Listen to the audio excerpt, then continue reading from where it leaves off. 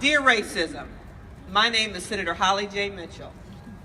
My experience growing up in Los Angeles, California public schools, and attending a University of California institution was very similar to the letter written by that young woman.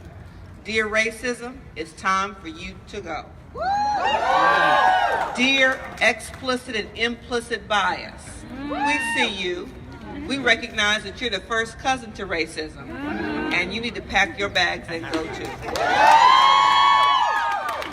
Dear educational equity, we welcome you to the family cookout.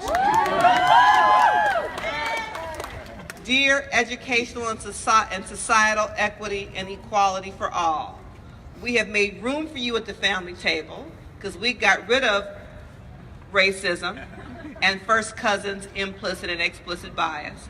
And we welcome you to the table where we will all gather as one united family of all different talents and skills and complexions and hues and orientations, where we will gather together at the table to lead California into the future like only California students can. So welcome to the family, educational equity. We appreciate you showing up. When Linda Brown passed away last March, she died believing that what happens in our schools is a microcosm of everything that is happening everywhere else. But Linda Brown lived for the dream of racially just schools where all children thrive. So together, we must work to make her dream come true, albeit 64 years later. I think, given the courage she showed, she deserves nothing less. You all know the statistics. Even after 64 years of a historic United States Supreme Court ruling, in California, we still have nearly 40% of Black and Latino students attending campuses where they constitute 90 to 100% of the student population. Now, that fact in and of itself isn't a bad thing. We know typically schools are populated by students who live in the surrounding neighborhoods. We know we have work to go, but just because the student body majority is students of color, that fact in and of itself isn't a bad thing.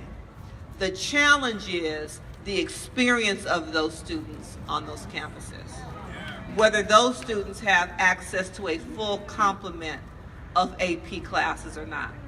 Whether those students have access to the computer labs, the science labs, and all the resources they need to be eligible for a 5.0 GPA, which you need today to get into a UC school. That's the question. I don't want people to be confused about when we talk about majority student body of color. That in and of itself isn't the problem. It's the resources that are not there in most instances to allow those students, all of you, to soar. Because we know you have the capacity. That's not a question. We know you have the capacity. It's our responsibility to give you the tools you need to show the world that you have the capacity to indeed soar. And so we've written our letter. We all have our own versions of the letter, asking racism to step to the side. So now is the opportunity that I have as a state policymaker, as chair of the Senate Budget Committee, to put those words into direct action. I appreciate your presence here today because you're engaging in direct action. That's important. And you've come to your state capital. That's important to do. That's state action. It's important for me to go back, because budget subcommittees are meeting today, to make sure that I take your voice, your perspective, your invitation to educational equity to step up to the table, back in there and actually operationalize that. And that's in the way of actual resources in your state budget. The state budget is a value statement.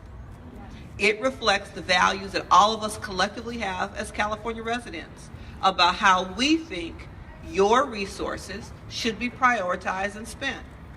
And 64 years later, the least we could do, the very least we could do, is make sure that all California's children have the right to an education that all of their classmates do, regardless of where you live and what school you attend across this great state. This great state that's the 5th largest economy in the world. So it's getting harder and harder for us to look you in the eye and say to you that we don't have the resources to make high quality education available to you. It's getting harder and harder for us to be able to do that. So welcome to Sacramento. I join you, Californians for Justice, in equity and educational funding so all of California's children have the resources they need to thrive. Thank you.